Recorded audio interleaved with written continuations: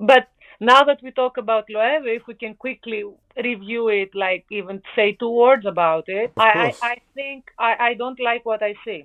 I like them at Proenza. They were very good. I like what they were doing. Now I don't like what's happening at Proenza, and I don't like what they're doing at Loewe because it's like a watered down version of J.W. Anderson. So weird. Yeah, without the risk, without the Without world building. I also think so. This is what I mean about like with a runaway show, everything has to play a part, whether that's the set, whether that's the music, whether that's the lighting, yeah everything. And when you look at this set, considering the world building that J.W. Anderson was doing, which was very, art related, it was very surrealist at points. To have just pure white background with a wooden floor, it's too stripped back. And then on yes top of it, the silhouettes are not daring enough. It's almost like playing it safe, but they're not really. Because yeah over here, for example, they're trying to do the hourglass shape, but they're not doing it as extreme as J.W. Anderson did. So they're kind of somewhere in the middle, and it's kind of like they yeah. don't know where they want to be. Do they want to play it safe, or do they want to be really creative? It's almost like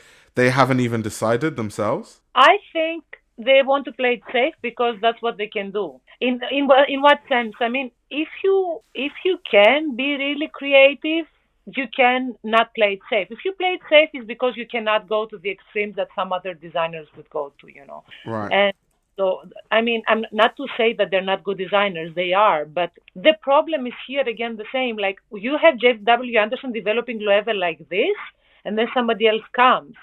So what will they say that will make us put them on the same, level? Because you're going to compare for sure. You cannot not compare. If somebody does exquisite collections and then somebody else comes, of course you're going to compare. And even this looks very J.W. Anderson, to be honest. This skirt. Yeah, I Is think a the issue with them though is that when I think of Proenza Schouler, I think of a brand that's very safe but nice, like yeah, really nice aesthetic. People that wear it look good, but it's like if you come to Loewe or any big brand, to be honest, there has to be a level of world building yes, that you exactly. have to create, and I just hadn't seen any of that at Proenza. So they're almost going to have to do what they've never done at Loewe, to be honest, if they're going to build Loewe into like this major brand in the way that Giannisson did. Yeah. I don't think it will happen, to be honest with you. Not to say that you don't give the designers a chance to prove themselves, but like you can have a taste from the first collection. A little taste. You can have, like, you see, you're saying it looks like they're trying to play it safe, but it looks a little bit like Loewe, previous Loewe. So you can already feel the atmosphere, what is going to happen, more or less. Maybe they will surprise us, let's see, but Yeah. usually doesn't happen. You see early on, like the same for Dries. You see, he showed very quickly where he's heading. Yeah, and there is a lot of styling also that tricks you a little bit into, it's contemporary, of course. But yeah, Yeah, the like jelly translucent yes, shoes. okay, it could be interesting. I mean, of course, some pieces for sure close up if you see them because I cannot judge the construction from here. Could be definitely they're going to be interesting pieces, but that makes the collection important or something significant? No. Yeah. And that's why I always tell people like is those are two different conversations.